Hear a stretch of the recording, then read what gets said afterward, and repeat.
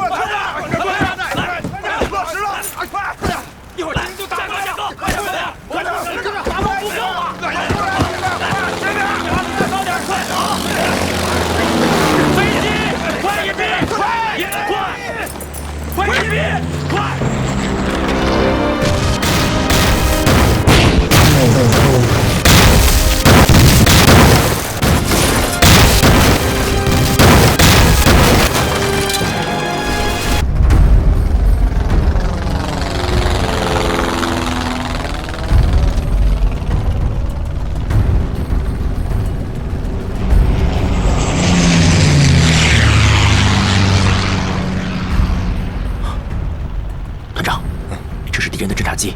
不用管他，他可以向阿布报告去了。是。报告杨司令员，我们已经完成对敌人的分割包围了。司令员，司令员，我们已经完成了对鬼子的包围。漂亮。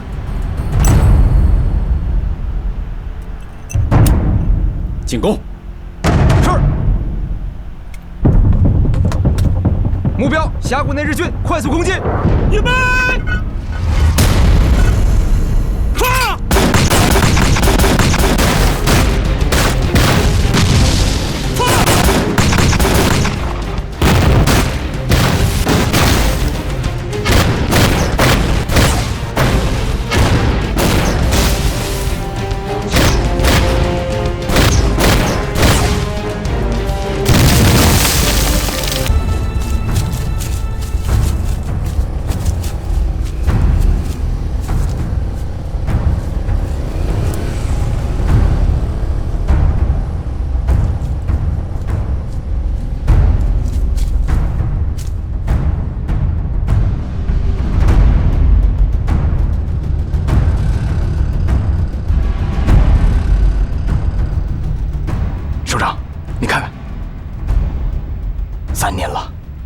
没白天没黑夜的，这些煤全被他们倒腾到日本去了。这可全是中国人的血呀！这一次一定要摧毁它。矿上的弟兄们早就盼着这一天了。今天要让日本人好看了。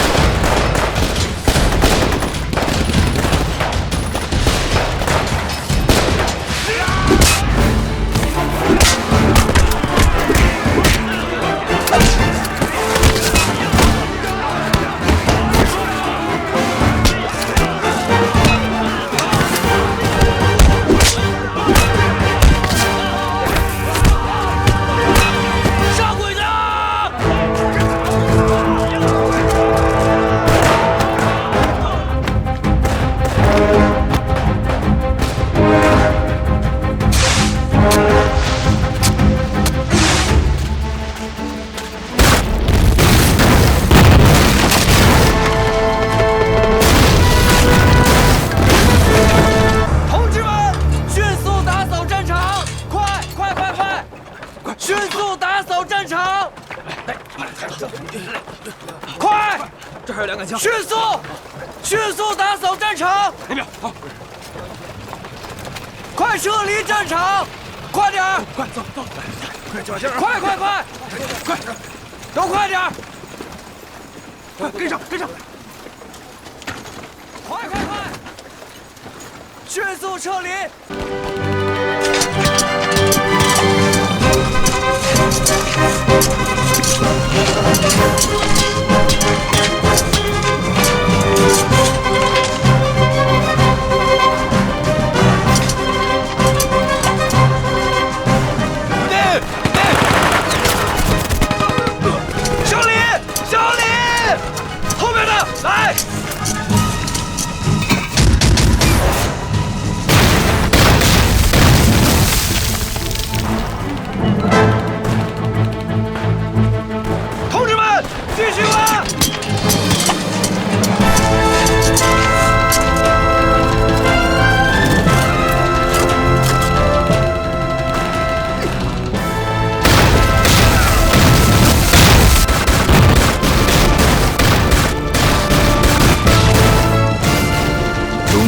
产党领导八路军发起的战略性进攻战役——百团大战，历时5个多月。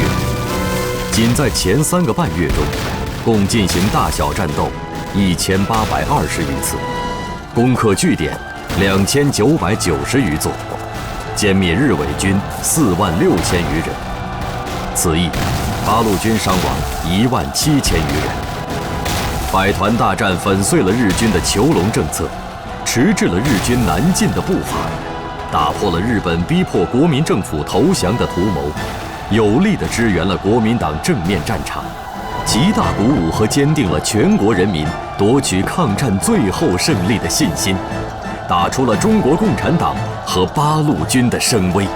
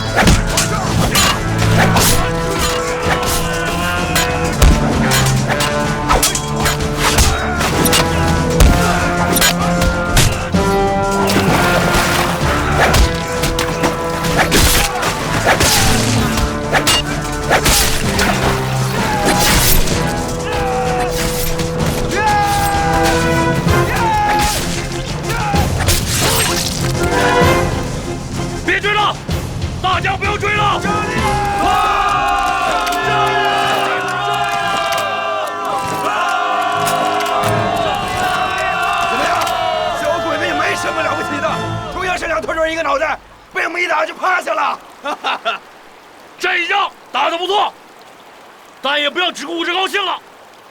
敌人刚才是吃了麻痹大意的亏，接下来一定会做更凶猛的反扑。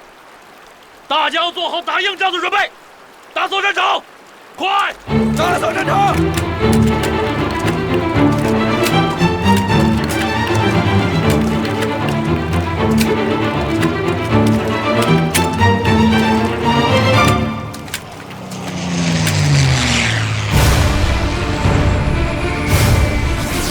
我打！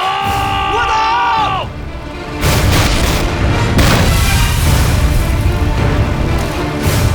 把敌人引到林子里，分散消灭！快！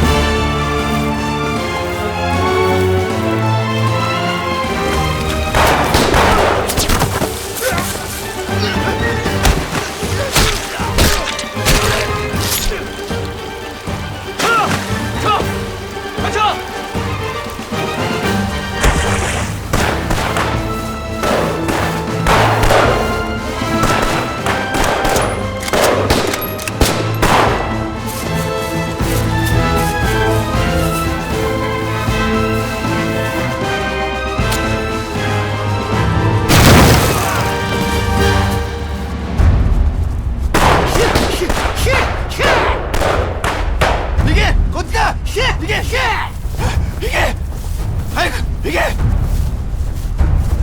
是！台長，気をつけてください。台長，早くしろ！早くしろ！早く！早くしろ！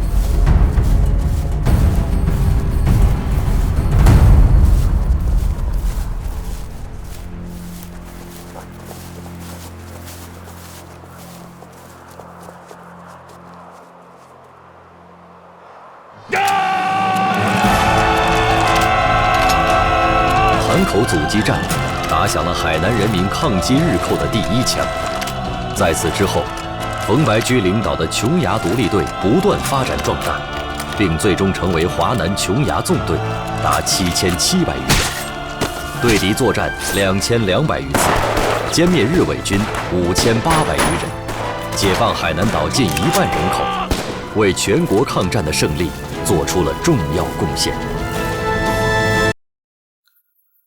委员长，夫人有些疲劳了。汉卿啊，来坐。敦娜，走。汉卿，你这个影院的设备挺不错的，不过电影就有点一般了。风云儿女，其实这部电影我觉得是一个优柔寡断的爱情故事而已。我个人认为很俗。一个落魄的诗人同时被2个女人爱着，一个是贵夫人，一个是穷歌女。他犹豫不决，到底要选谁好？我断定导演会让他跟那个穷歌女私奔，这就是所谓的左派文人的道德。其实与他共度良宵的是那位贵夫人，这就是现实与理想的差距。阿凤，哦，阿凤，徐先生，我以为再也不能看见你了。是的，我也是这样想的。阿凤，我这个样子你还认识我吧？是的，我已经不认识你了。你看，你由一个诗人而变成一个小兵了。比起美国好莱坞，我们中国电影的想象力还是差远了。我听说这是今年最受欢迎的一部电影所以才民众喜爱这部电影是有道理的。委员长，夫人，来呀，坐。好。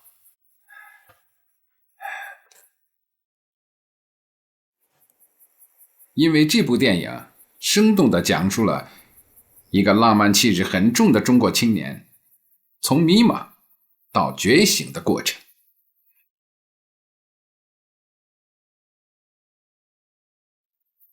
只可惜大家没有看完电影的剧情，但是我可以告诉大家，虽然这位青年一开始犹豫彷徨，甚至沉沦于贵夫人的温柔乡，但他到最后并没有颓废下去，而是坚决地放弃了荣华，走上了为自由民主抗争的道路，最终实现了国家对青年的期待。为了民族的自由而抗争，这符合人民主义啊！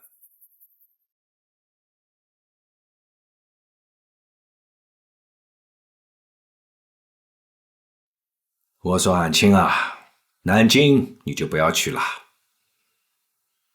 委员长，你是不是有所……汉卿，没必要去。你去又能解决什么问题呢？该说的话都已经说过了。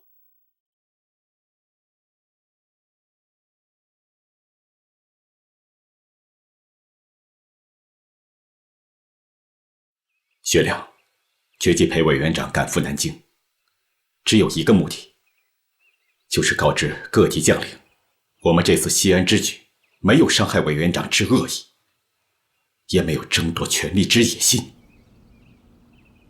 安庆啊，中国有句古话，时也，运也，命也啊。委员长，我要让世人知道，我们这次事变可谓空前未有。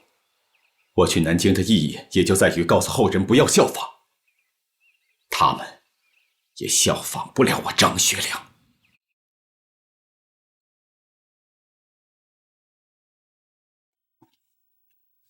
喂，胡成兄吗？我是韩青啊，请你马上到高贵子公馆去一下。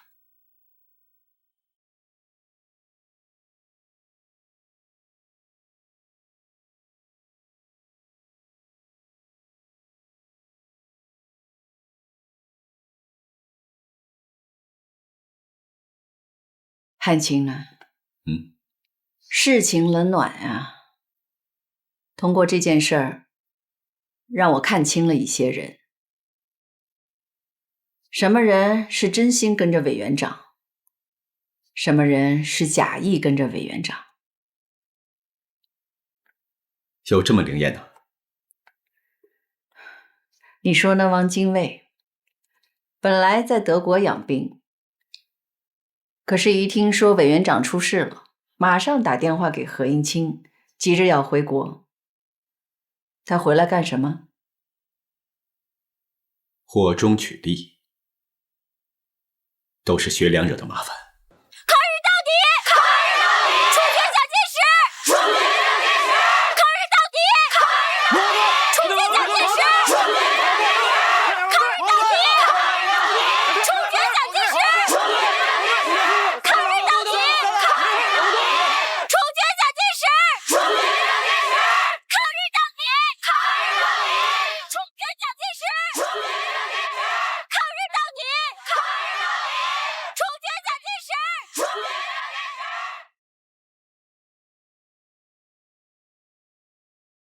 报告，杨谷城将军到。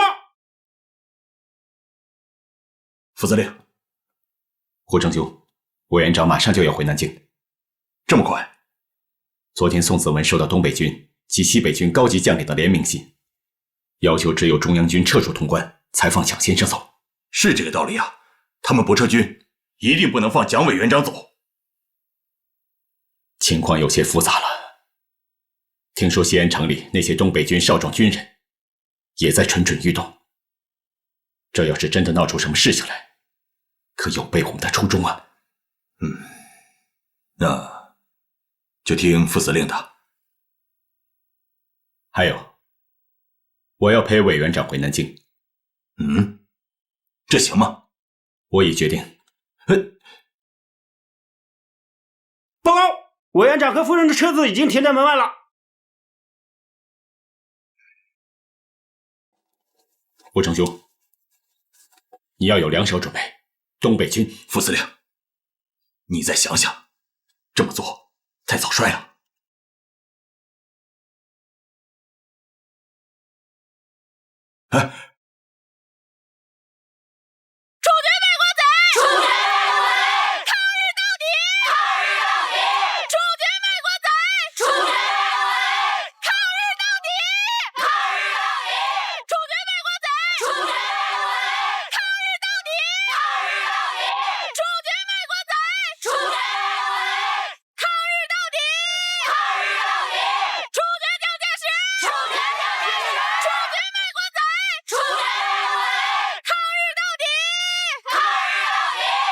马上和中共代表联络，告诉周先生，副司令要送蒋委员长回南京，快去！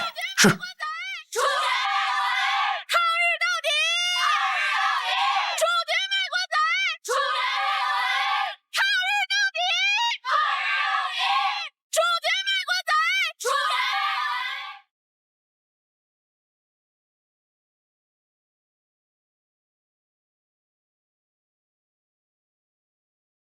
委员长，我们出发吧。安青啊，我看就不用了。委员长，我们已经商议好了，我陪您回去。副司令，委员长说的没错，你不要去了。夫人，上飞机吧。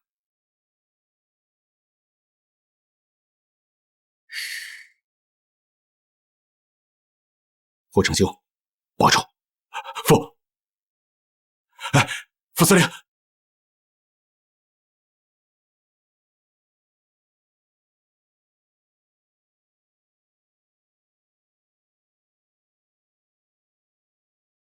委员长，您看咱们往哪里去？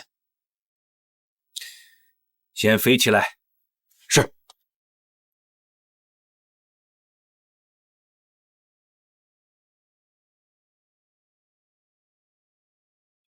再快一点！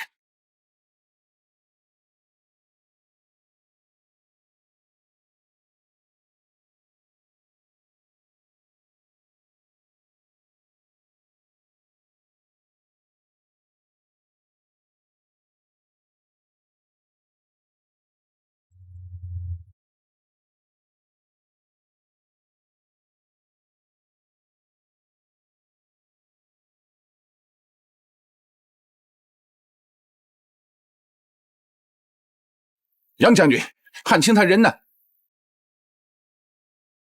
副司令走了。西安事变他做对了，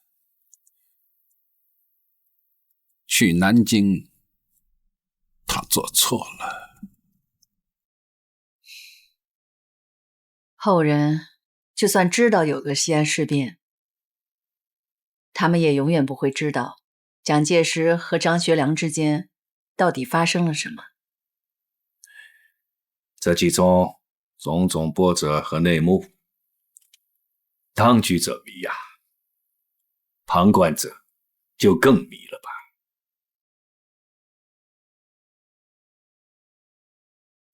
Darling， 这次事件让我感触良多。西安出事当天，何应钦就要用飞机轰炸西安。我也是得力于飞机，才能及时赶到西安。要是没有飞机，这会是一个什么样的结果啊？之后，我一直在想一个问题：飞机对于我们来说太重要了，所以我们应该大力发展空军啊。我也一直在考虑这个问题啊，只是组建一个空军，不仅需要极大的财力，还更需要一个能帮我们组建空军的可靠之人。夫人，你有合适的人选吗？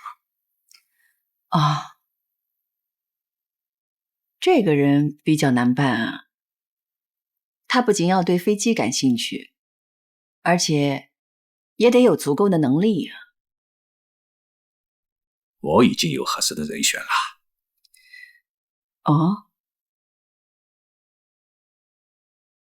大林是说我吗？你是知道的，我只对音乐和圣经感兴趣。你对组建一支空军的兴趣大过一切。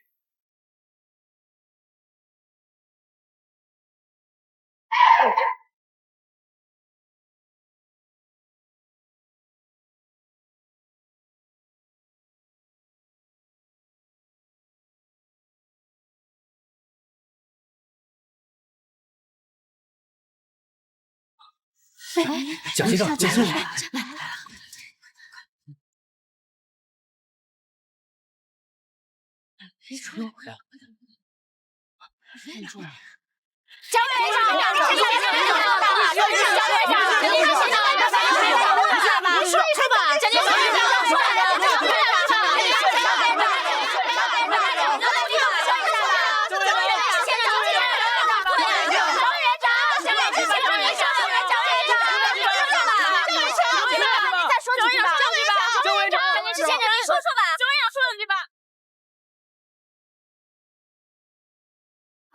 司令下来，张先生下来，张先生，对，现在是被你们，请大家让让，让一下，让一下，啊，让一下，往后点，行。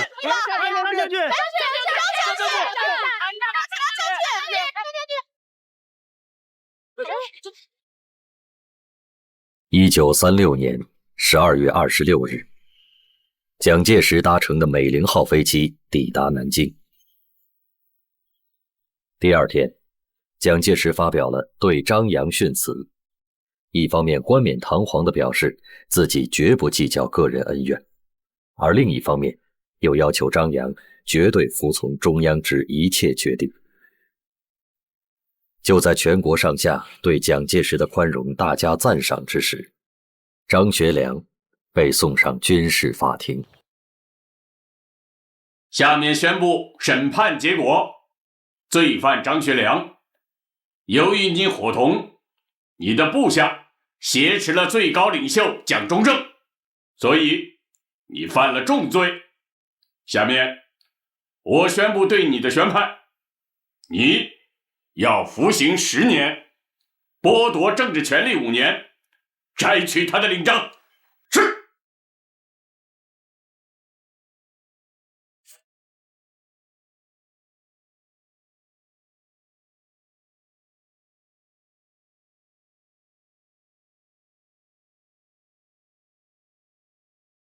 外放了。西安事变的和平解决，促使蒋介石改变了长期奉行的攘外必先安内的错误方针，为又一次国共合作蓄积了能量。国人最为欣喜的是，西安事变促成了国内战争向抗日民族战争的根本转变。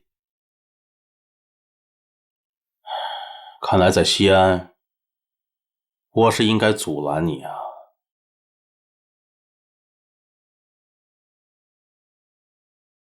学良，原来还想以死献抗日大业呢。明天就元旦了，如果你不介意的话，蒋夫人想过来陪你吃顿饭。既然你要处置张汉卿，又何苦一次次的阻拦他护送你回来？领导登基还在拦他。家有家规，国有国法，不处置，恐怕是难以平民愤呐。Darling， 你这样是不是有点不讲义气呢？正因为我与他是金兰结弟，要不然我杀他的心都有。杀他？谈何容易？在西安，你可是向共产党保证过的。杀不杀他，与共产党没有什么关系。不过，这次西安事变，倒是让我重新的认识了他张汉卿，还有周恩来。在西安的时候，我对他讲过：时也，运也，命也。然，这恰恰是对我自己讲的。时过，再给我10年的时间，哪怕5年。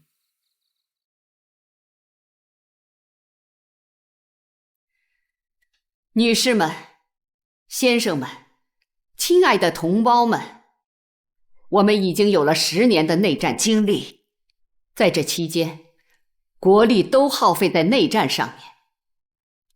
日本军阀将我们的土地一块块的割去，使我们的国家受到蹂躏。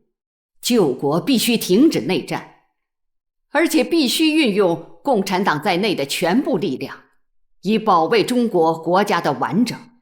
中国人不打中国人，这是不言而喻的。中国兄弟都不愿意打自己的兄弟，因为他们知道这是违背民族利益的。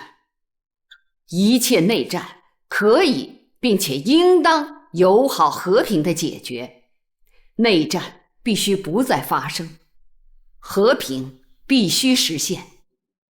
为了民族和国家利益，宋庆龄一改大革命失败后对国民党中央的抵制态度，参加了国民党5届3中全会，提出恢复孙中山联俄、联共、扶助农工的3大政策。江山多娇，江山如画呀，一时多少豪杰。哪天把日本人赶跑了，百姓安居乐业，那咱们也刀枪入库，马放南山。哎，到那个时候啊，我老彭把军装一脱，弄几亩地种种，闲了拿着枪打几只兔子下酒。哎呀，老头，看把他美的！哎呀，跑题了，大家赶紧回来呀！我的问题啊！我来呀，我党给国民党三中全会递交的保证，你再给大家说说。停止武力推翻国民党政府，苏维埃政府改名为中华民国特区政府，红军改名为国民革命军。特区啊，还要彻底的实行民主制度。还要加一条，根据目前的情况，我们要保证停止没收地主土地的政策。毕竟大敌当前嘛，我们要尽量不树敌，少树敌。同志们，我们共产党人必须要清楚，蒋介石和南京政府也要清楚，甚至是我们全国的人民都要清楚。日本人呐，他们想要的是我们整个中国。抗日救亡是我们民族的大局啊！请配合一下，后退，请配合一下，后退，请配合一下，后退。所有记者回到指定位置，后退一下。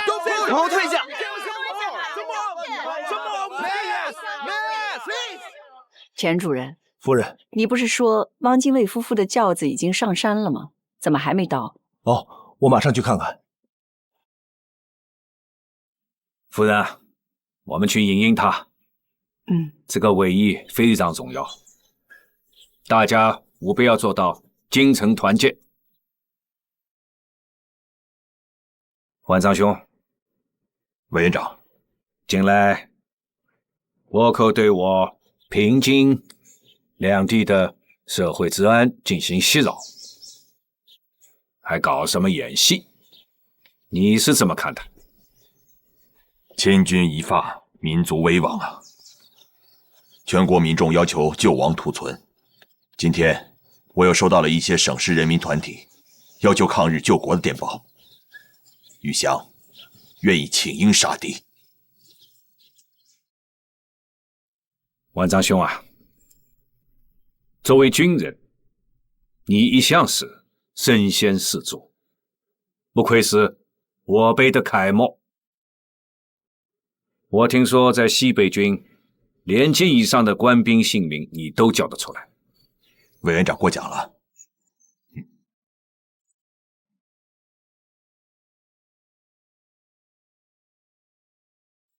他们来了。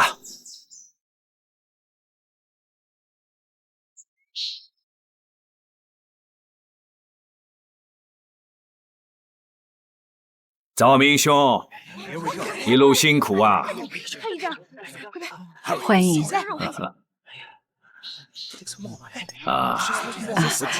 Darling， 看一下这里，这边 ，Look here。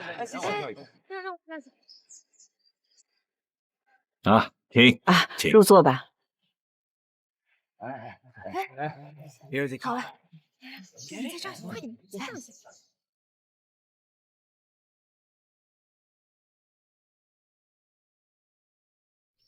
诸位，连毛泽东在延安都讲，全国抗战就要爆发。我认为这不是他危言耸听啊。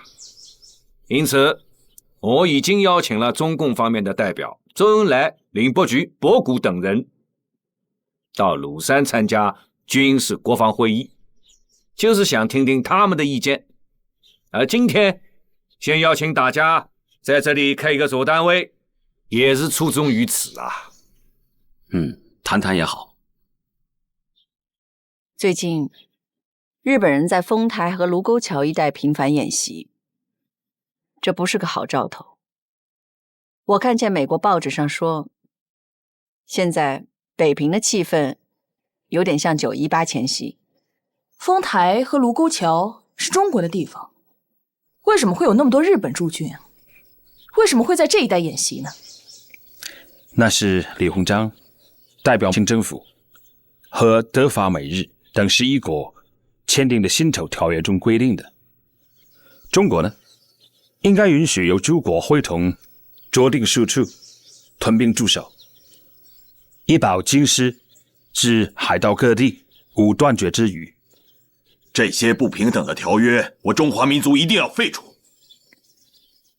既然是这样，那屯兵数量应该也是有规定的吧？条约上对驻军数量没有明确的规定，因此倭寇是动辄说以条款为根据。此次他们对华北征兵，号称驻屯旅团，已经达到了步兵2个连队，炮兵1个大队，工兵1个大队，辎重兵，还有通信兵、骑兵坦克、航空无线电台、军用船只等，这些装备已经完全达到了战时的配备，远远超过了辛丑条约的规定啊！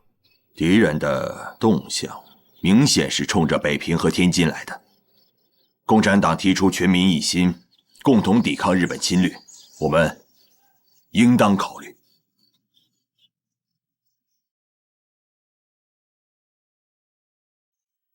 抵抗日军侵略，不能只凭一股子热情说话，那是要误国的。也许在座各位对双方的军事实力还不十分了解，我扼要的介绍一下。我国的陆军有180个师，46个独立旅，9个骑兵师，大约有200万军队。人是不少，但是装备太差。一般的部队只有步枪和轻重机关枪，炮很少，坦克就更少得可怜。敌人的陆军实力我们清楚吗？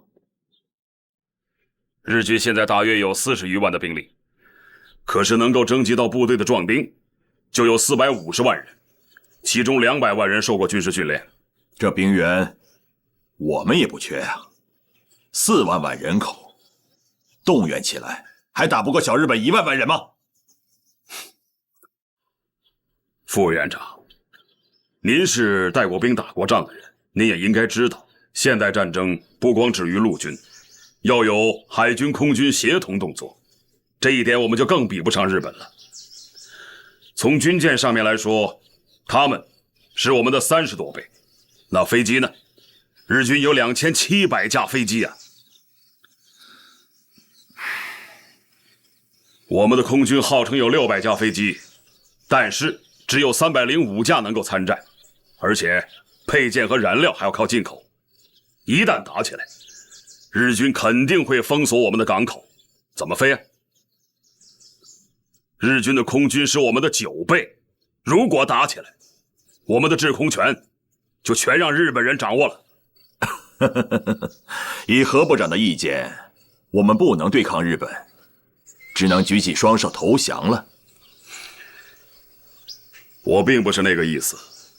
作为军政部长，我只能把敌我双方的实力告诉大家，供大家参考，让委员长和汪主席做出决策。委员长、汪主席，你们的意见呢？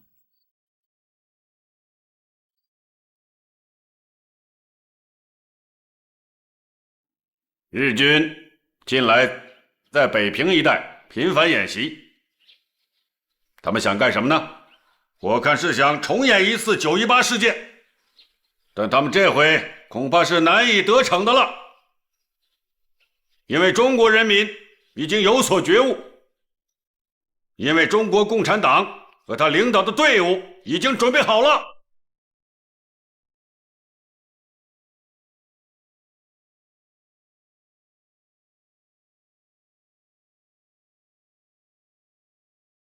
我们有抗日的决心，但国民政府却并非如此。这些年，他们同日本签订了《塘沽协定》、《和美协定》、《秦土协定》，出卖了东北，出卖了热河，一再妥协，结果让华北的大门向日寇敞开了。今天，这样的情况绝不能再继续下去了。我们要联合全国爱国的同胞，敦促政府改变妥协投降的立场，敦促他们起来抗日。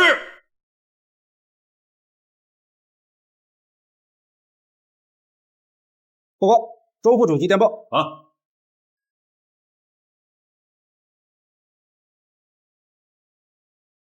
同志们，刚刚收到一个好消息，周恩来代表我们中央和国民政府代表进行了艰苦的谈判，现在刚刚回来，我估计会有结果喽，所以你们要准备好，干什么呢？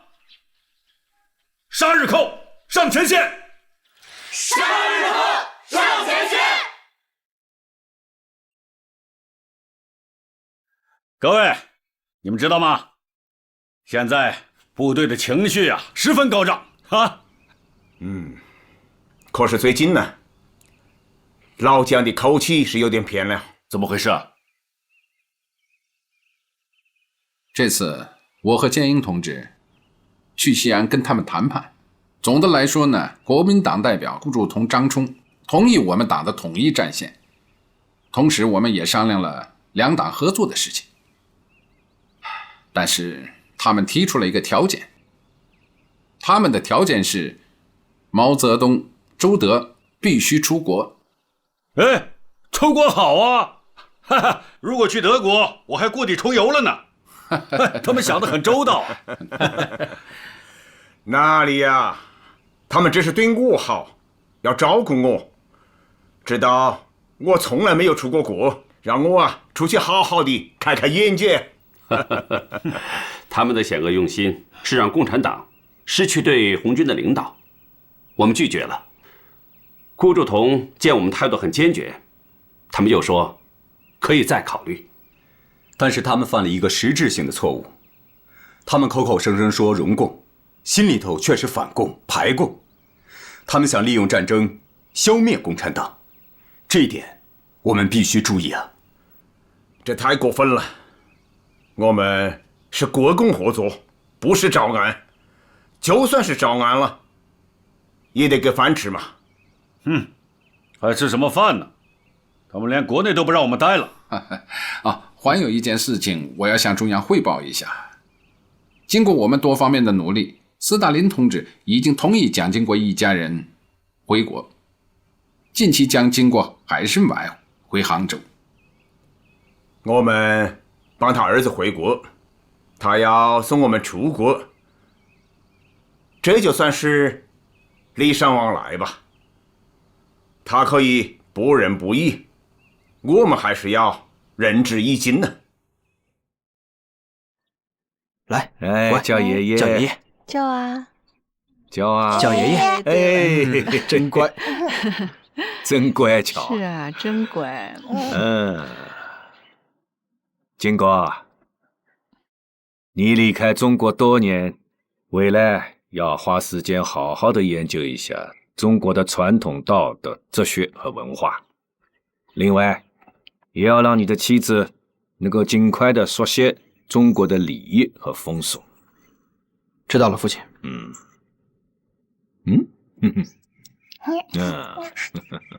委员长，张学良一家人到了。我去迎迎他。父亲，他一定要您亲自迎接吗？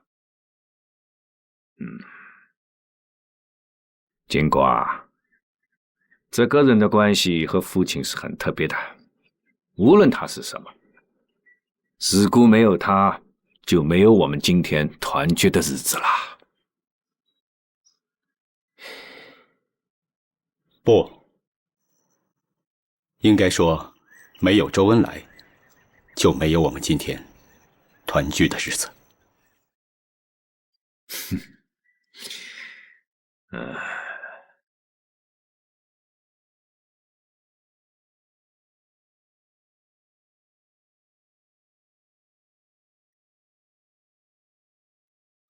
好了，放下来吧。汉卿、丰志，今天委员长高兴，一来是为了给经国他们全家从苏联回来接风，二来为汉卿明天去溪口送行，大家聚一聚啊！来入席吧。哎呀，你的两个儿子长得可真是结棍呐！啊，来，快去吧，夫人请。伯伯好。啊，青瓜，父亲，明天你和韩青一起回西口，也算是帮父亲去送送他。你应该晓得，儿行千里母担忧，回去好好陪陪你的母亲，带上妻子和孩子，拜祭一下祖坟。知道了，父亲。来，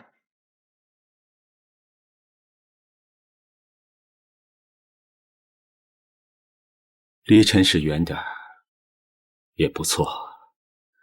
可是，远离尘世的地方，也不一定是仙境啊。在这里待上一辈子，也挺好的。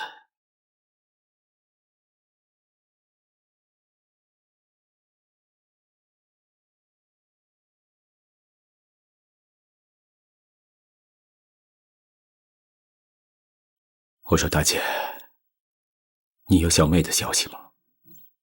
他临走的时候说了，到了那边一落下脚，就会给我们来信的。放心吧。放心。汉卿啊，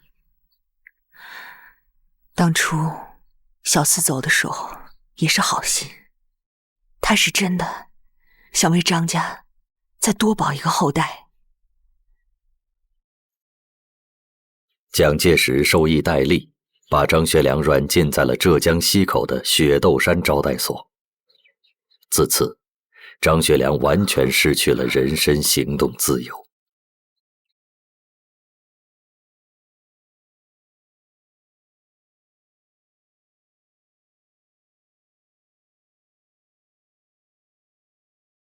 どうした？艦の向きが変わっているようだが。前方は中国海であります。もう6年も戦っているのに、どうしてまだ中国海なのか。在东京，随着近卫文迷内阁上台，一个军国主义操控的全面侵华战争体制已经完全形成，内阁、军界都在盛传。近日，华北将重演六条湖事件。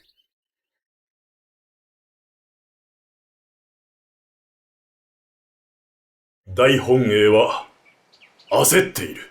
はい、はい、命令だ。各旅団、各連隊とも一級警戒態勢につけ。各連隊、一級警戒態勢につけ。第8中隊、計画通り実行せよ。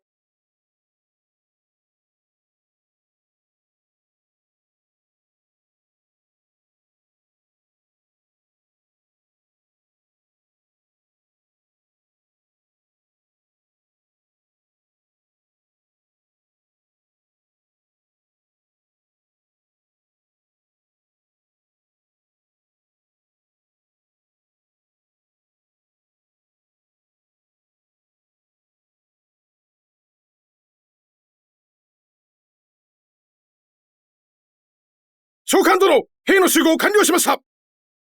演習は海流廟から大陽までの路線だ。演習内容は夜の闇を利用し敵に接近。明け方中国の主陣営に攻撃を仕掛ける。まだ空弾薬ですか？今日から実弾で実行する。はじめ。はい。気をつけ。右向け、右。前へ進め。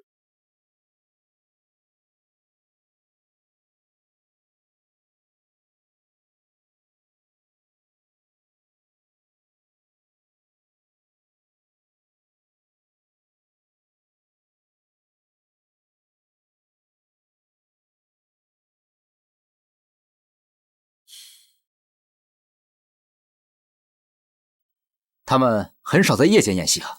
是啊，而且次数越来越多。告诉弟兄们，眼睛都瞪大点。您放心吧，咱29军的弟兄早就想收拾他们了。记住，一切按上峰命令。日军来犯，坚决予以通缉。是。团长，发给战士们的子弹，我都是一颗一颗数的。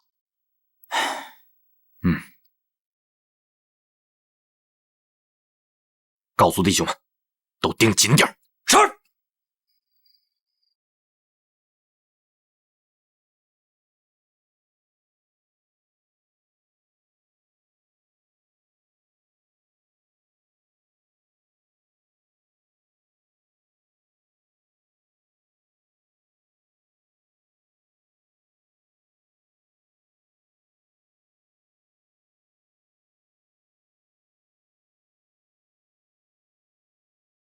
有枪声！枪声！大日本帝国の栄光が今夜から始まる。快点，快点，快！怎么回事？报告，有人向我们开枪，鬼子在演习，肯定是他们干的。传我命令，全营进入战备，全营进入战备。是。1、2、3、4、5、6、7、8、9、10、11、12、13、14、15、16、17、18、19、20、21、2、3、4、5、6、7、8、9、10、11、12、13、14、15、16、17、18、19、20。報告いたします。1名おりません。すでに2回転校いたしました。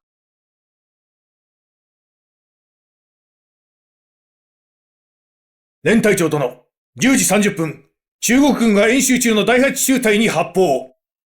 兵士1名が失踪しました。清水隊は城内の捜索を要求しましたが拒絶され、その後11時ちょうどに第2回目の襲撃を受けました。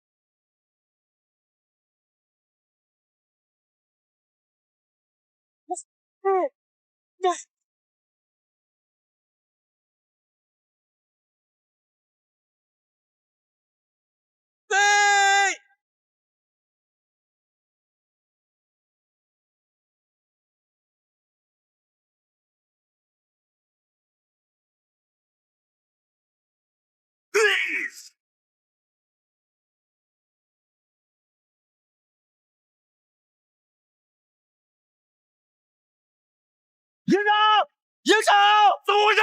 东边日军正在攻城，火力太猛，你在这盯着，我去看看。好。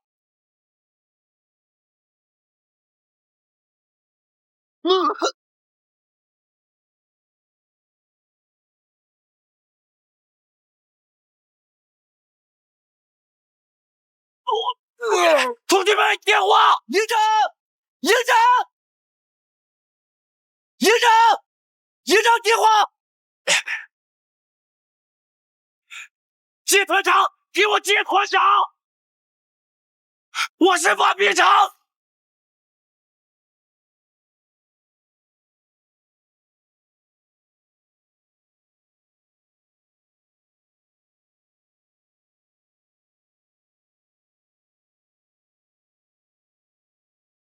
何建恒，在。命令你部从长西店以北八步山往南向日军反击。是。弟兄们，在，一定要守住，千万不能让日军前进半步。是，就算是全部战死，卢沟桥也是我们最好的坟墓。张自忠在，你们做好出发准备，随时增援北平。是，执行吧。是。副军长，我们是不是要向上级汇报啊？汇报？我给谁汇报？宋军长在家给老爷子修坟呢，我哪找他去？得向中央直接汇报，向委员长。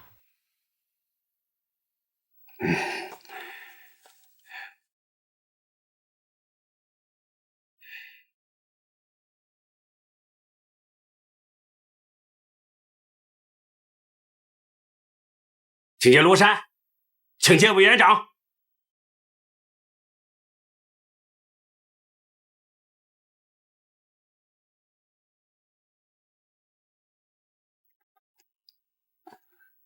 委员长，29军副军长钱德纯向您报告：7月7日晚10时30分，日军在卢沟桥一带向我军发起攻击。委员长，韦佐，委员长，出什么事了？委员长，请指示。委员长，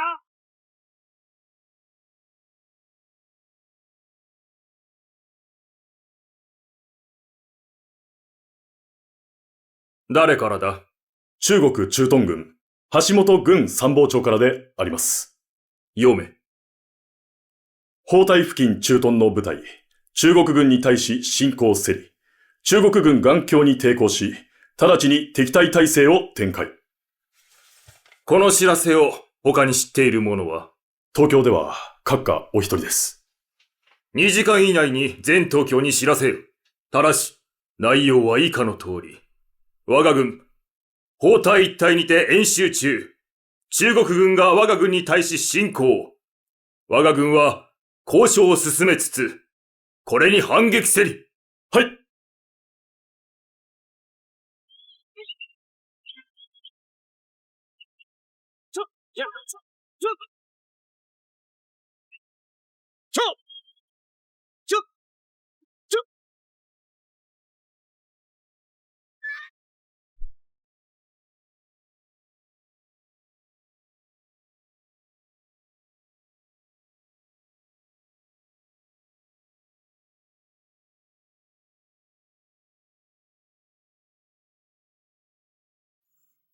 哦，都在呀，主席。主席，主席。哎，来，跟我。同志们，日本强行攻打卢沟桥，这说明日本全面侵占中国的战车已经启动了。我起草了3份电报，是由我、朱老总和彭德怀同志发给蒋介石的。朱老总啊，还请你给大家念一下。好。南京国民政府，蒋委员长，日寇进攻卢沟桥，实施其武装攫取华北之步骤。闻讯之下，我等悲愤莫名。平津为华北重镇，万不容再有疏失，竟恳严令29军奋勇抵抗，并本3中全会御武抗战之旨，实行全国总动员，保卫平津，保卫华北，收复失地。红军将士愿在委员长领导之下，为国效命，与敌周旋，以达保卫祖国之目的。北平29军军长宋哲元将军，37师师长冯治安，38师师长张自忠，132师师长赵当禹将军。大敌当前，我党同仇敌忾，恨不能立即前往，并肩抵抗。望诸军册立前线将士，为保卫平津华北而战，至此敬礼。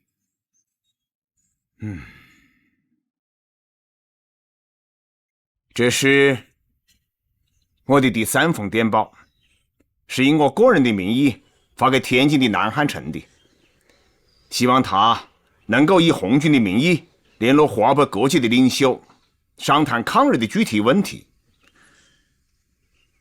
同志们对于我这3封电报有什么意见吗？很好，好，发了，放，可以发。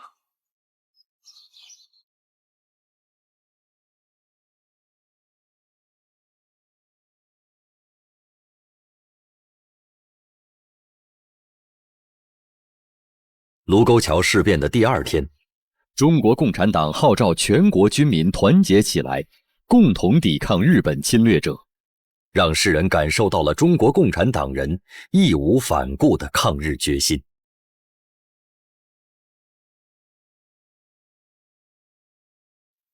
给29军送支援回电，告诉他，宛平城应以备应援，等待中央指示，防止事态扩大。是。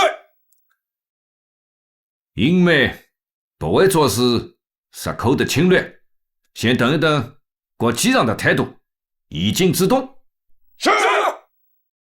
What happened yesterday? Strategy was played for a long time. Japan is a wolf, you know. Grow up very strong. It was food on their table. Not enough. They feel not full. They want all Far East in their plate.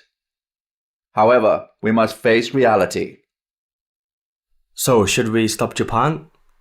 The root of our empire is in Europe. But we are a powerful nation, and we should have a controlling attitude.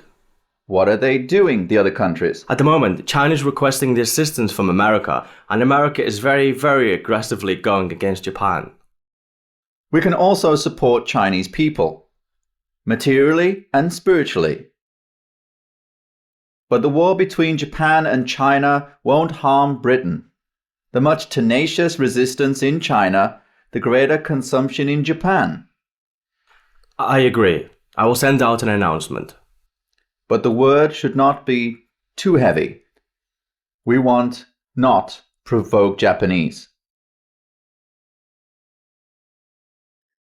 Значит, Япония решила двинуть военную машину на юг? Так точно, товарищ Сталин. Мало того, известна даже примерная дата наступления. Это около 7 июля. Я, конечно, понимал, что рано или поздно наши войска встретятся с ними в сражении. Но прошло 6 лет, они нас не тронули. Я вас понял, товарищ Сталин. Не кажется ли вам, что пока рано вмешиваться, и не надо вмешиваться? Японского фашизма, на путь которого встала Япония. Мир.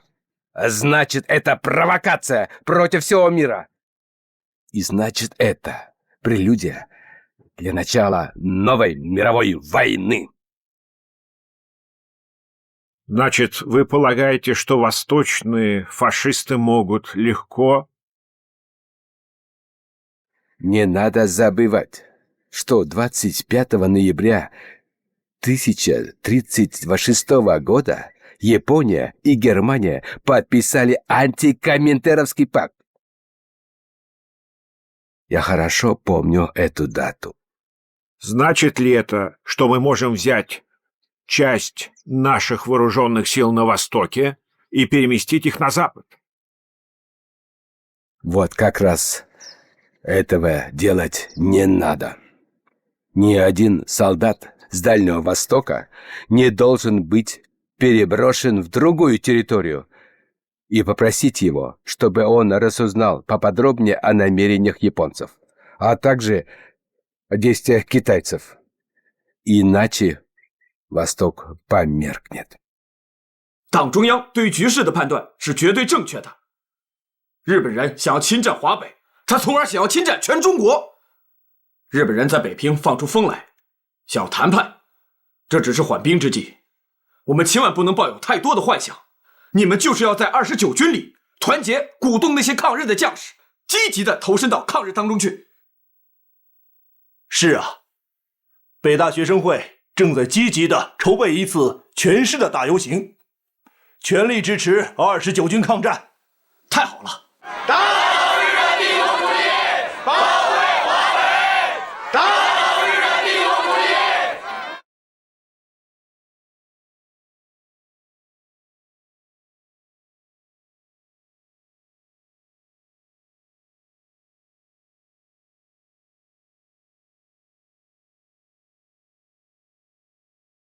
宋先生，有客人来了。先生的琴弹得真不错呀。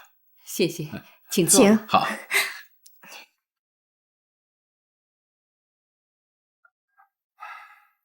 夫人，我们共产党对夫人的一贯支持深表谢意。临行前，毛泽东同志要我一定要来拜访夫人。谢谢。哦，夫人，上次我让李云带给您的那份文件。哦，中共中央未公布国共合作宣言，我看过了，我支持。谢谢夫人。你们在77事变的第2天就发表通电，团结在统一战线下抗日，这很好。还有一个消息，我要向夫人报告：彭德怀、贺龙、刘伯承、林彪、徐向前、叶剑英、左权、萧克、徐海东等22名将军联名致电蒋介石，请缨抗战，决心与日寇决一死战。好。可是不知道这一次蒋介石是什么态度。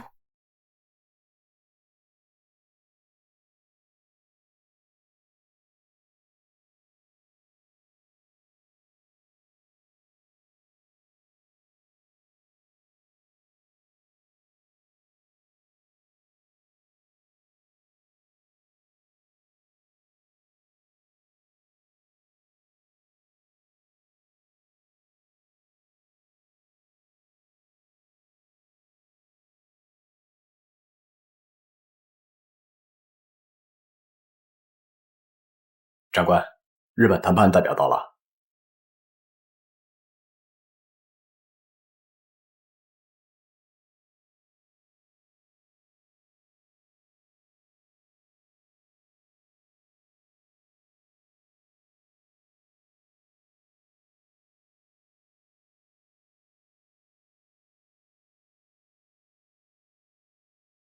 自77事变打响，第29军高层同日军的停战谈判从未终止过。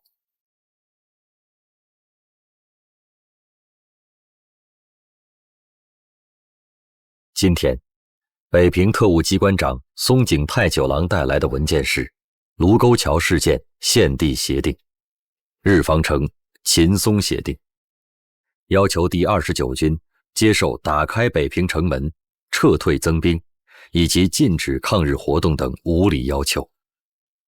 代表第29军签字的并非协定最初的商定人第29军副军长秦德纯，而是第38师师长张自忠。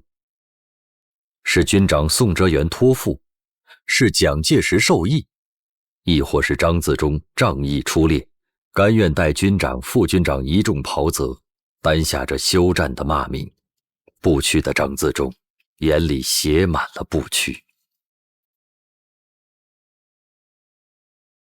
侵华日军从踏上中国土地的第一天起，就从未打算同中国对手依循契约行事。签约当夜，日军即轰炸了宛平城。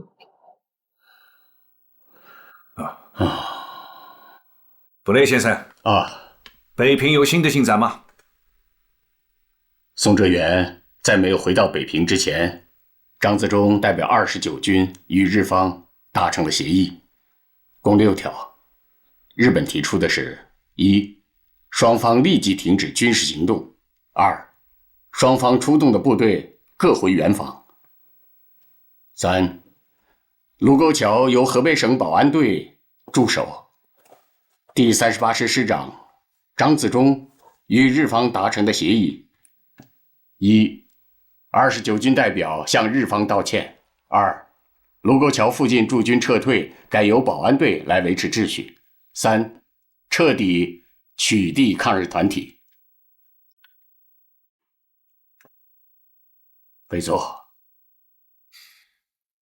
中国和日本国力相差如此之大，现在是谈别乱，打别败。张自忠在北平同松井太久郎签署停战协议的第2天，宋哲元从山东老家回到了天津。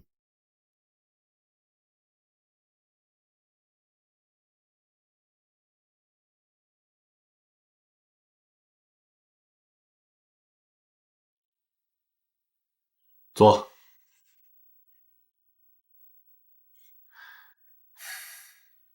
大家都说说吧，现在的情况怎么样了？日本在丰台的兵力不足我1/3。日本在天津的部队，在38支牵制下，他们不敢轻举妄动。所以我们应该在日本援兵到来之前形成既定局面，压住日本人的气焰，使日军不敢在华北扩大战事。战争首先是日本人挑起来的，我们完全可以主动发起攻击。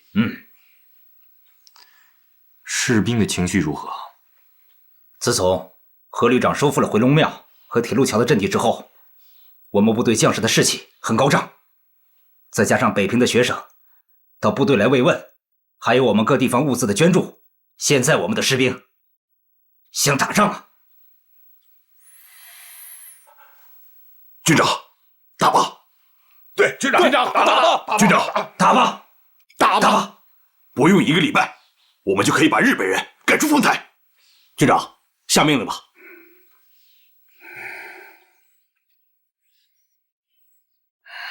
军座，稍微休息一下，有些话俺想单独跟你谈谈。好，各位休息一下。军长，这什么意思啊？这到底是打还是不打？你们大家都出去吧。是。看来很多人想打呀。不能打。29军打不打，那取决于中央。但是不知道中央想不想打呀？中央，姜委员长不是发了过几封电报吗？军长，要是真打起来，我们西北军辛辛苦苦搞起来的冀察这个局面可就付诸东流了。可是要不打，怎么向全国的百姓交代呀？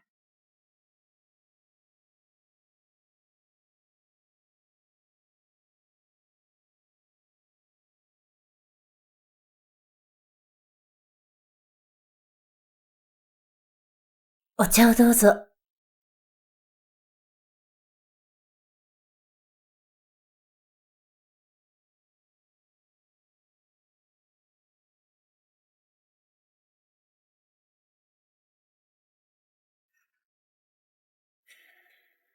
毎日流れていく時間の中で、君と一緒にいる時が一番幸せだ。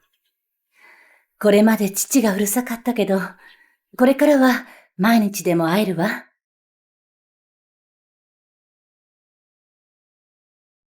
ごゆっくり。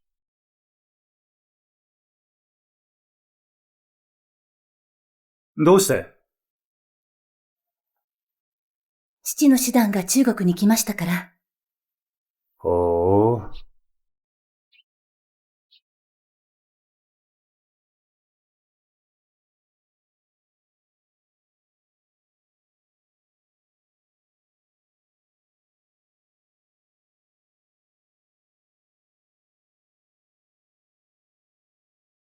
Вести, полученные из Японии, оказались правдой. Японцы решили отправить в Китай 4 подразделения. 3, товарищ Сталин. Это не важно. Важно, что они действительно решили ввязаться в войну с Китаем. Нужно немедленно сообщить об этом китайскому правительству. Есть, товарищ Сталин. ソ連外交部の書類を精査しておるが、ソ連が直接介入してくる可能性はない。戦争は半年以内に終わらせる。3ヶ月で解決可能です。3ヶ月 ?3 ヶ月。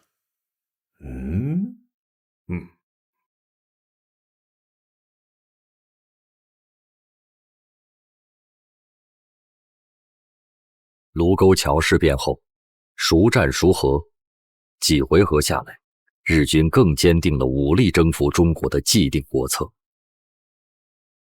日本内阁遂决定，关东军独立混成第1、第11旅团，同时从日本国内抽调3个师团、18个飞行中队，迅速派驻华北。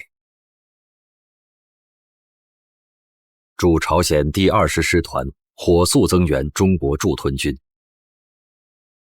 7月12日，香月清司接任中国驻屯军司令官。日军在华北总兵力已达5个师团，10万人，而后续即将进入中国的兵力，则是这个数字的数倍。在东京大本营，一个鲸吞中国的阴谋已经形成。こちらが梅津カオキン協定。こちらがタンク協定。そしてこれが。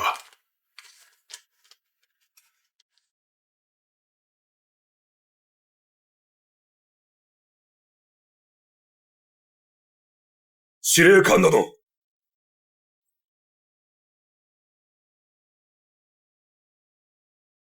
中国で協定を結んで大日本帝国の利益を守る時代は終わった。武力で征服する時代が始まったのだ。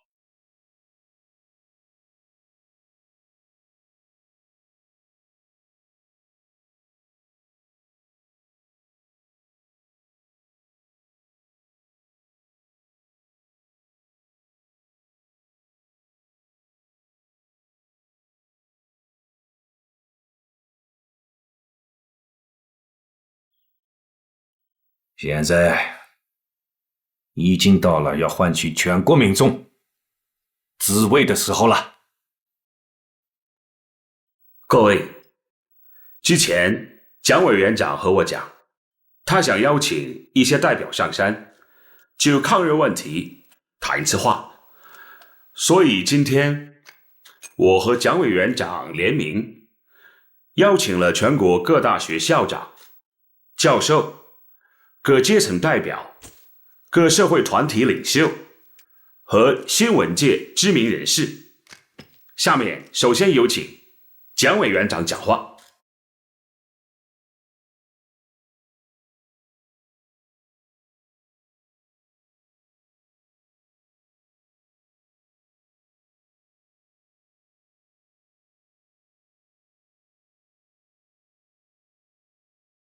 同胞们，我们的东北三省已经实现6年之久，然而战端已经烧到了北平的卢沟桥。如果说卢沟桥也可以任人压迫强占，那么我们500年的古都北平就会成为昔日的沈阳。如果北平成为昨天的沈阳，那么我们的南京也就不难成为今天的北平。如果战端一开，敌无分南北，年无分老幼，人人皆有守土抗战之责，皆有抱定牺牲一切之精神。蒋介石终于举起了决心抗日的拳头。抗日不分先后，诚心诚意去抗就好。抗日不论党派，只要不耍花枪，不放空炮就好。让人看不懂的是，蒋介石呼吁抗日的同时，仍不放弃和谈幻想。在和平根本绝望之前1秒钟，我们还是希望和平，希望有和平的外交方法求得卢氏的解决。蒋先生已经下令全面抗战，你的预见成为了现实。看到报纸后，我十分激动，立即写信向委员长请缨。我宁愿战死沙场，也不愿这般终老。那好啊，但你被获准出去了。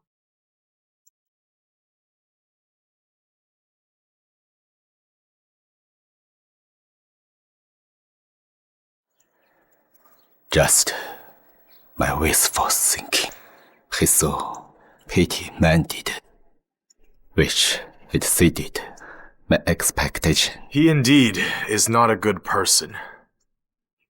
If it weren't for Song Ziwen protecting you, you might already be killed. 主席，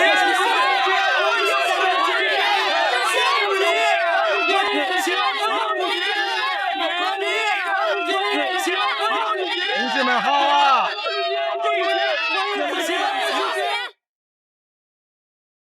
同胞们，平津危机，华北危机，中华民族危机，只有全民族实行抗战，才是我们的出路。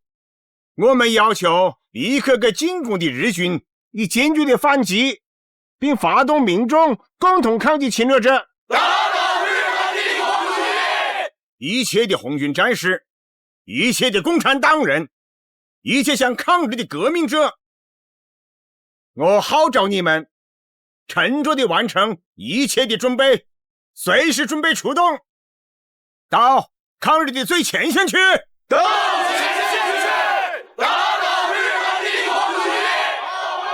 全国总动员，保卫平津，保卫华北，收复失地。红军将士期盼尽快开赴抗日最前线，为国效命，与敌周旋，以达保土卫国之目的。这个。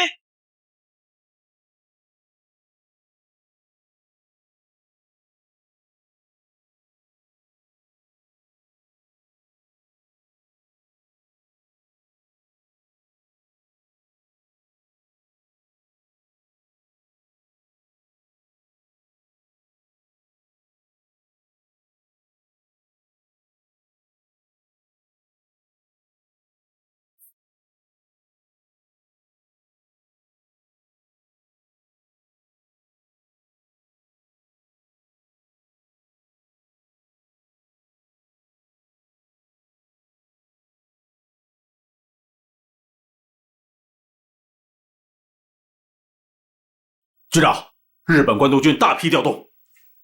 军长，北平现在平静的出奇，我感觉不是什么好兆头。我们可不能等闲视之啊！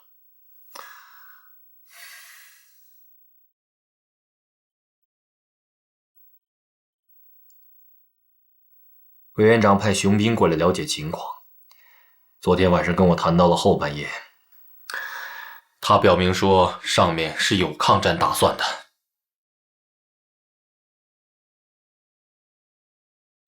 中央考虑的是全国整盘大局，而你我都只是带兵打仗的，不听中央的指挥，出了差池，怎么交代？可是，如果日本人像偷袭北大洋那样，我们怎么办？对啊，这帮畜生吃腥的嘴，所以一而再，再而三。坚守，把眼睛都给我瞪圆了，但绝不主动滋事。当然，如果对方先开枪，我方便给予坚决痛击。是。77事变后的平津，同918事变后的东北三省有太多相似。将士在流血，民众在呼号，有识之士在奔走呐喊。停战协议一纸接一纸，孰战孰和的反复纠结中，中国军民耗费了太多不该耗费的能量。此次发生在卢沟桥的事件，实为东亚之不幸。当然，这只是局部冲突，我们地方有能力解决。蒋介石的庐山讲话言犹在耳，我相信高调抗日的背后有着太多弦外之音。一国领袖先自在战与和之间摇来摆去，战区将官又何以抱死一战？背负丢了热茶，弃了长城，平津亦危矣。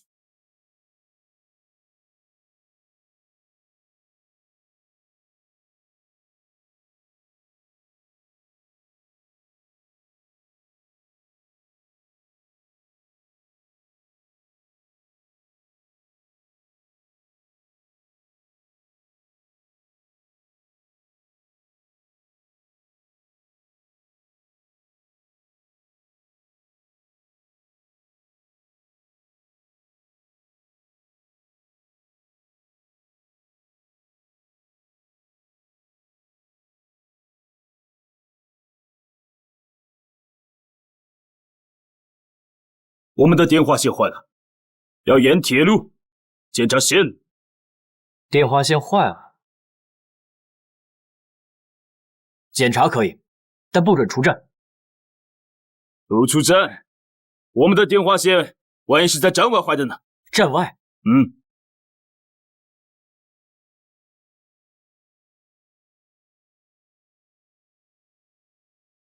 你们来了多少人？其他车厢都是物资，人员只有100多人，主要是来完成维修线路。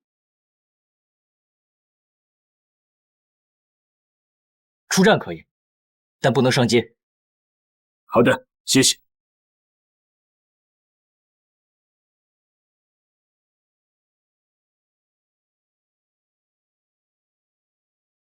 ハコしろ！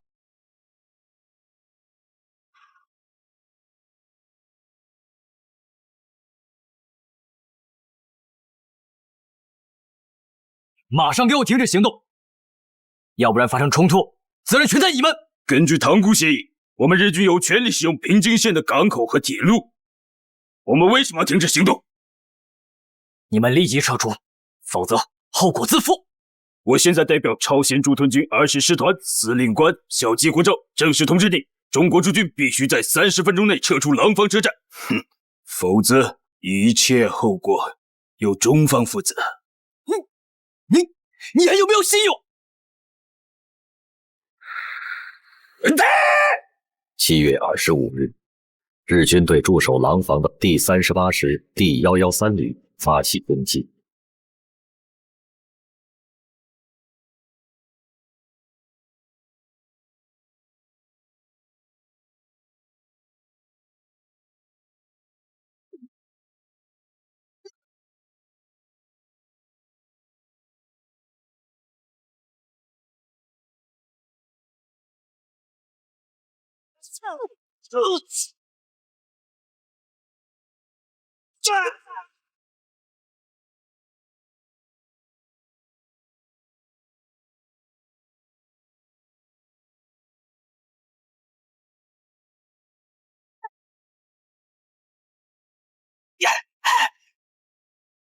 日本人上来了，上车吧！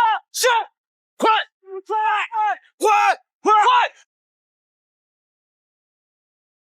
鬼子救援部队上来了，快到救援车头！是。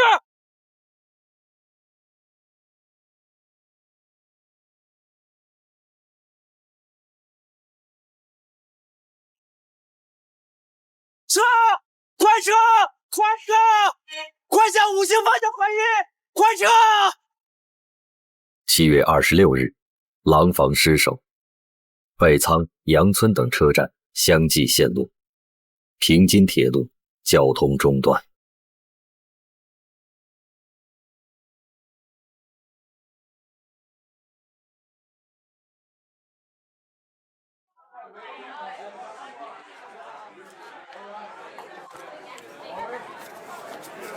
どうも。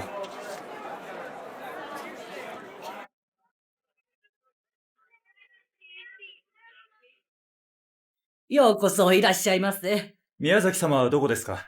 こちらです。どうぞ。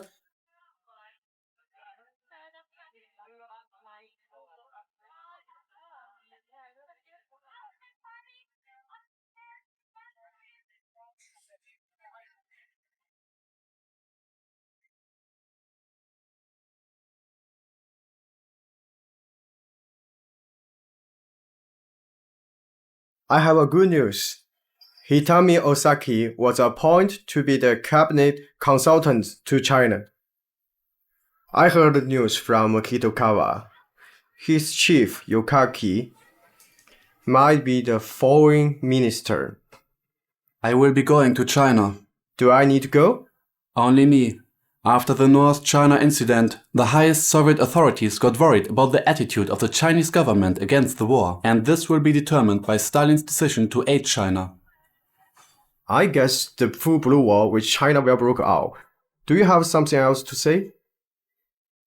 I will stay in China for a long time. Please take care of Miss Ishii for me. Okay. But I didn't expect you to take her so seriously. You met in trouble. Cheers。日本军国主义的野心太大了。刚开始，我以为会在东北3省停下，后来，我以为会在长城停下来。现在不但没有停下来的迹象，而且还在北平动手了。日本东方会的人还说，要打到南京，占领我们的首都。我不能无动于衷了，我必须回去，放一枪我也算是个男人。回去当然是应该的事情。我五哥也来信给我，说那边战事吃紧，如今他们的部队转移到杭州去了。不周，你下一步有什么打算？一直留在这儿吗？其实看着你们一个个的回国，我心里也特别着急，我当然想回去了。但是和你们不一样，你知道，我在日本有妻子，有孩子，我有了家庭。你错就错在不该在这里结婚。我怎么错就错在不应该在这里结婚了？我在这里结婚生孩子没有任何的错，错就错在这场帝国主义的战争。没有这场战争的话，大家都会很好。战争谁发起的？还不是日本人。金家，我知道你想说什么。我们是朋友，可是人各有志。你爱过，我也爱过。但是你知道我有我的难处，如果你不理解的话，你也不应该伤害我的家人。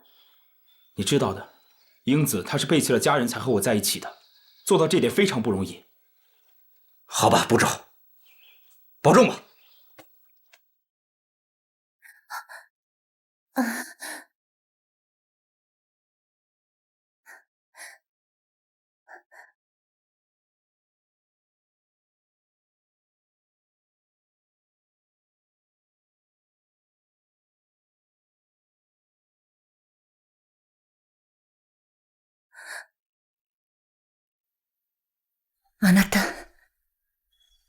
あなたと手紙で交際を始めた時から、私の心はあなたに捧げました。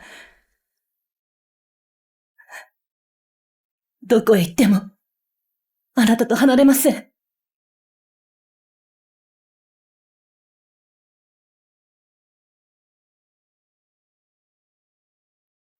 英子、僕はどこにも行かない。これから何があっても、僕はこの家を離れない。君と別れることもないよ。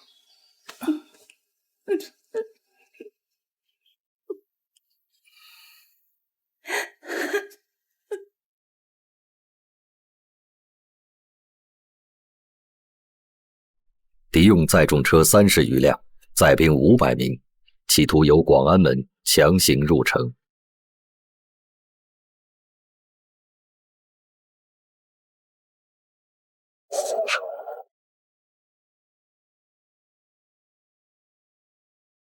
我们是日本北平使馆卫队，需要入城，请放行。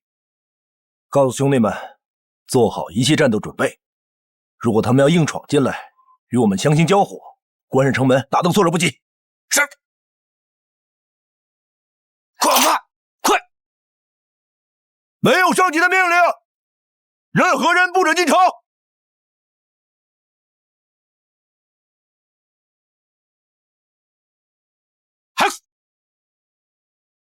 站住！不要停了！不要停！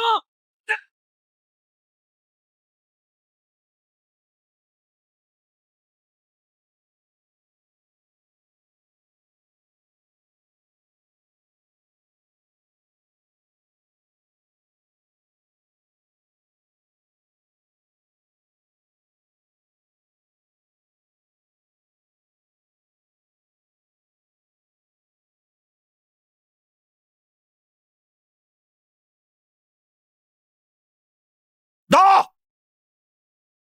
刘汝珍团长下令士兵自卫开枪，日军被分割为城内、城外2部分，顿时陷入混乱，遭受重创。书记官佐藤茂被守军击毙。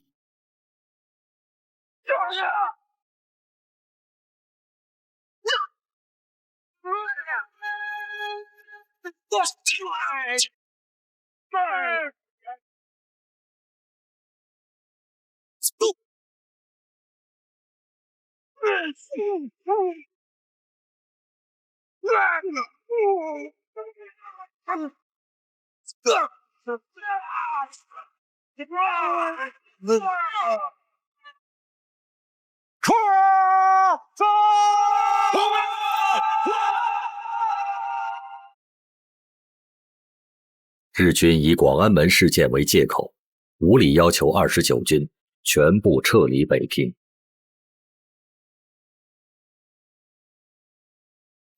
My government has told Japan to fully control its operation in 在 China. 中国的行动。我认为， I think 如果英美两国能够通过外交的手段向日本施加压力，这样就可以调停争端，避免一场战祸。I do my 我 best. 尽力而为。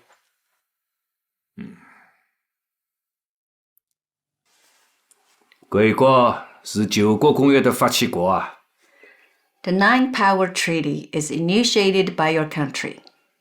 对于此次日本挑起的卢沟桥事变，贵国将负责法律上的义务。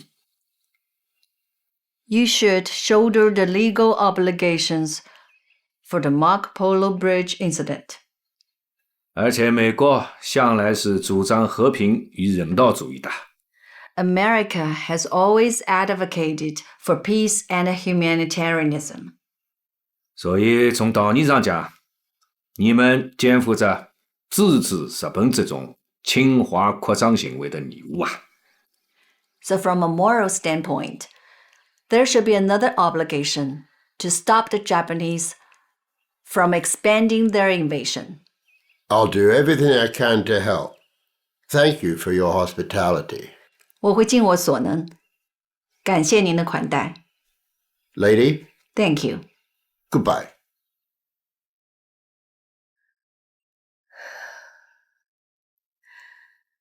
德国大使陶德曼马上就到。不见，为什么？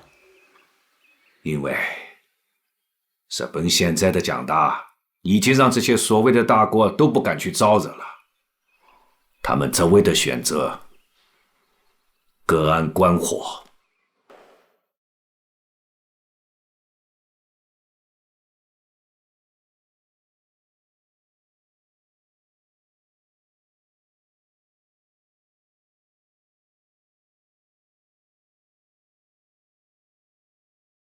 最後通帳の時間が来ました。どうやら相鉄源は、ペイピンを引き渡すつもりはないようです。7月27日12时，日军分别向通县、团河、汤山等地发起进攻。打！给我坚决打到底！军长，我们丧失了最宝贵的时间，现在我们面临的敌人是我们的4倍，而且在装备上，我知道。 在北平近郊发起进攻的是20师团，现在有重炮40门；在南苑进攻的是第4混成旅团，进攻北苑的是第1、11两个旅团，还有40架飞机。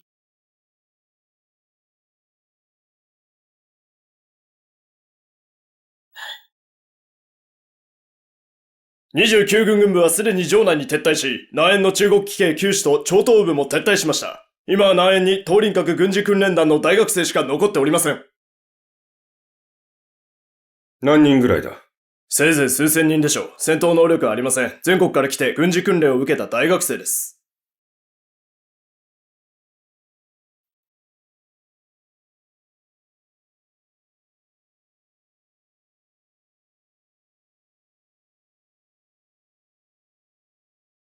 数千人の大学生か。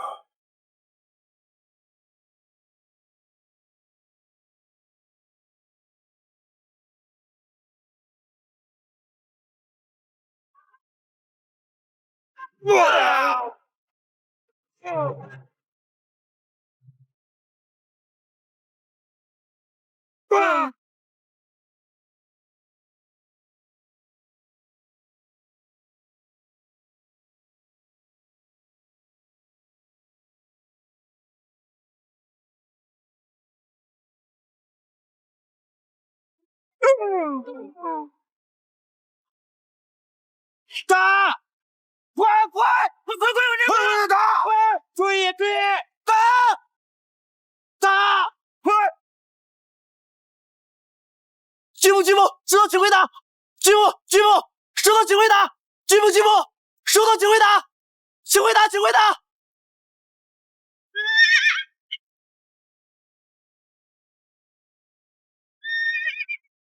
快！报告副军长，南越营房被炸！听得到吗？什么？南越营房被炸！不对呀，左翼是赵登禹，右翼是郑大章7、9师，怎么日本人一下打到我们这儿了呢？郑大章是不是先撤了？不可能，没有那么打仗的，要撤也得我们先撤，绝对不可能。童军长，军部有命令，南越所有部队全部阵营城去。赵登禹和郑大章呢？他们奉命已经离开了，你们电话线被剪断，所以特意派我过来。命令来晚了，我们的手下都是大学生，打仗是不行的。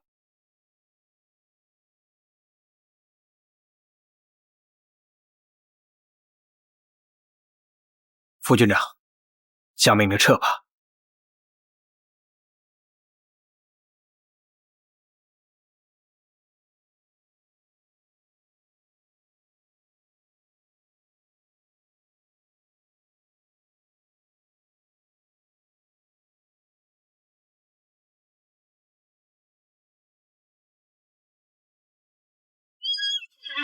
都快上！快！对面跟上！快跟上！不要掉队！快！后面都跟上！快！都跟上！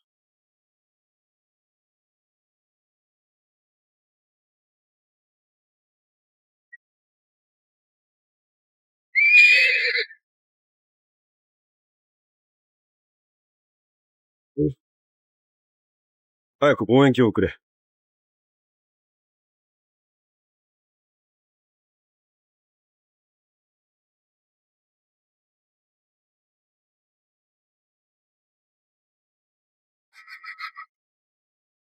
旅団長閣下、南援部隊はすでに敗走し、城内に撤退中ですが、追いかけますか？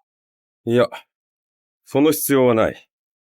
大校門で、じっとあいつらを待つのだ。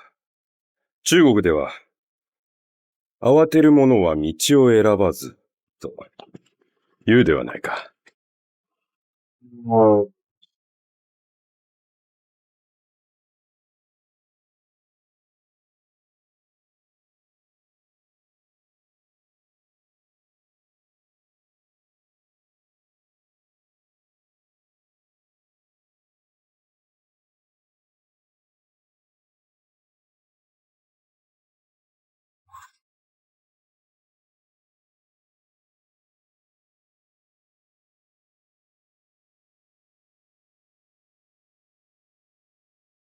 是。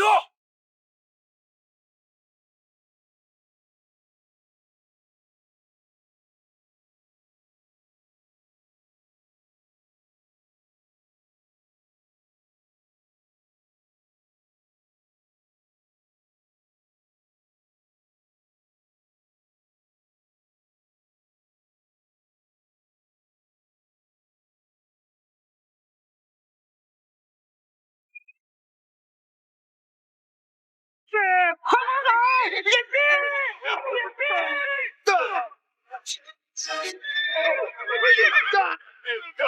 走！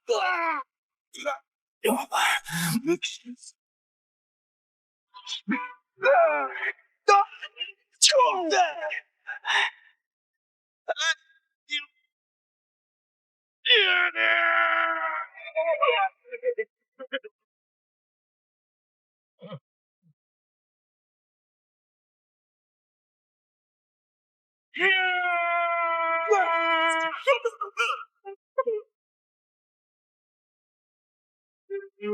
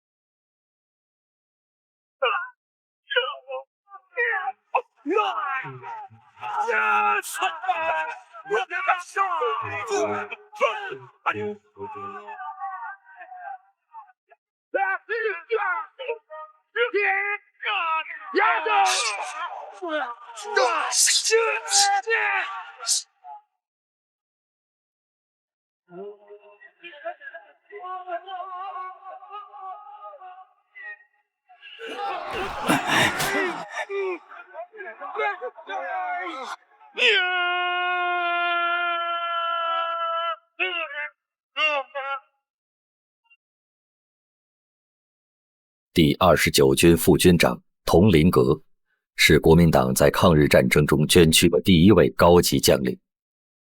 此次战斗中，军训团1000多名大学生兵也献出了年轻的生命。军长，怎么样？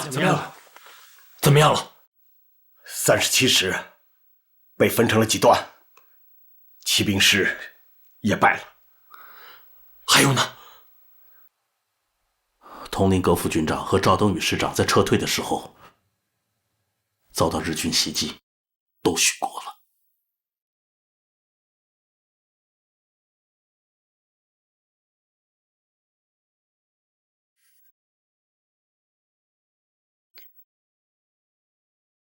是我毁了29军呢。军长，请下命令吧。眼下欲战不能，欲和又为日本人所不许。日本人进城已是朝夕之事，现在是关键的时候了。你们说该怎么办？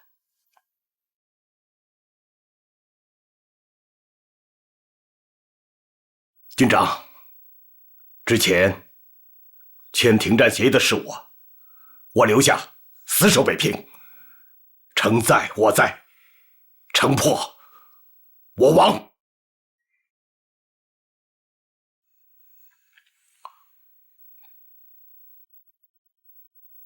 君子报仇，10年不晚。我建议先退到保定，在那儿收拢部队，以敌再战。军长，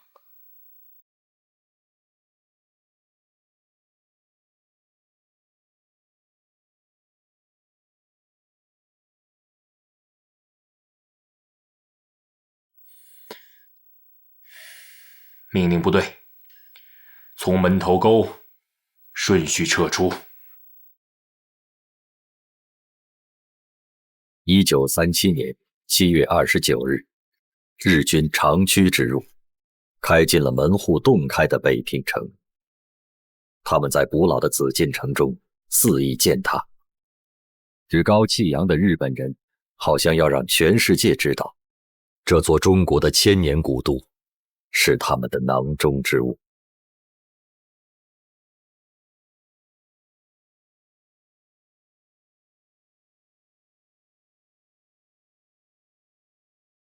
前回の散歩を思い出した。奉天の北領のことですな。奉天から北平までは、わずか一夜の道のりというのに、6年もかかってしまった。6年で我々の運命はすっかり変わった。あんたは次に山西省を散歩するとか。東条の精鋭部隊は、茶原水源方面に向かい、間もなく張家口を占領する。我が第五師団は、霊郷に沿い、平家間を通り、延釈山の門を叩く。江先生他干了什么？他最大的一个动作就是发表了一个庐山讲话。霍英清代表的国防部又干了些什么呢？一会儿向左，一会儿向右，失去了打击侵略者最好的时机。但是我们要公正地说，29军的将士们呢，打得真是不错。佟麟阁、赵登禹是民族英雄啊！朱德同志就要代表我党去南京参加一个高级会议。这个会啊，本来是要请毛泽东同志去的，可现在这种形势之下，还是朱德同志去比较好。朱老总，这次去南京，请转告我们的一个愿望，也可以说是我们全体红军的愿望。红军向上前线，早上前线。对呀，对，上前线。部队听说平津失陷，眼睛都红了。我有一个建议，在国防总防御上，我们不能老看着华北，也要防御他们在上海方向有动作。日本不光有亚洲最强大的陆军，他们更有海军。从日本本土到上海，比到太原近多了。我明白了，你们都在思考问题。南无阿弥陀仏、南無阿弥陀仏、南無阿弥陀仏、南無阿弥陀仏。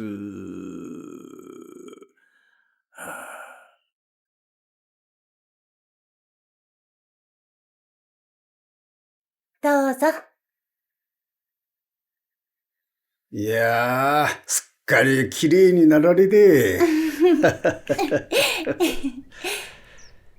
確か、初めて会った時は、これぐらいの背だったな。そうですね。あ、父は今、仏間にいます。もうすぐ来ると思いますよ。終わったぞ。なんだ。もう時間？わしがお呼びした客人だ。お待たせするわけにはいかん。しかも、石原幹事殿だ。お邪魔しております。よくぞ来られた。良子、自分のことをしなさい。はい。では。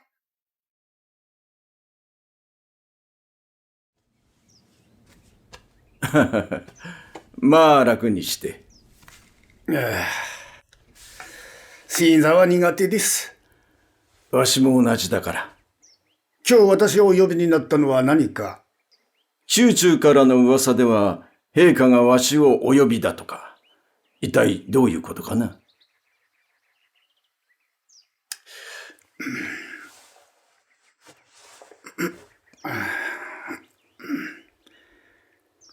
陛下におかれましては、閣下にお仕えいただきたいとのお考えです。陛下はどうなさるおつもりなのだ。開戦前、杉山大臣は陛下に3ヶ月でシナ問題を解決するなどと大見えを切っておられましたが、意外にも河北でシナの頑強な抵抗にあっております。陛下におかれましては、別の局面を開かれたいかと。では、陛下はなぜ上海を選ばれたのだ。海軍であります。我々陸軍は東北で大いに力を発揮しましたが、このため山本五十六大将は満州事変以来、卵を絶っておられるとか。上海にはまだ海軍第三艦隊がおり、長谷川中将もおられます。確か、東亜連盟において、わしはこう言った。我が軍は大胆に長江を遡り、軍を進め、南京を攻めるべし。南京を抑え、新疆のように管理をすれば、中国人は必ず蒋介石を捨て、命運を日本に託すことになると。この演説がなぜ陛下のお耳に届いたのか。しかしながら、シナには、英雄の考えに大差なしということわざもあります。いや、英雄か否かは結果次第とも言うぞ。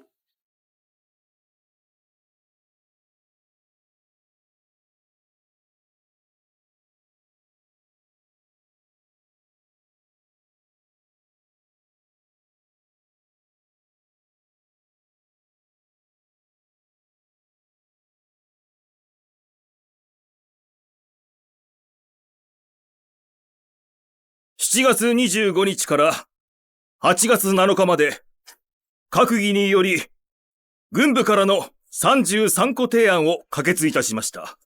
10月中国海戦戦略を制定し、天津と上海、双方から攻撃をし、中国を完全に制圧いたします。それでちょうど3ヶ月である。陛下にお届けする。自古日军从华北战场一路席卷过来，他们将以东北为基地，占尽了兵力、补给、机动、航空的优势，所以选择华北任何一处与日军主力交战，那都是自杀的行为。委员长的意思是，必须开辟第二战场，来削弱日军在华北的兵力。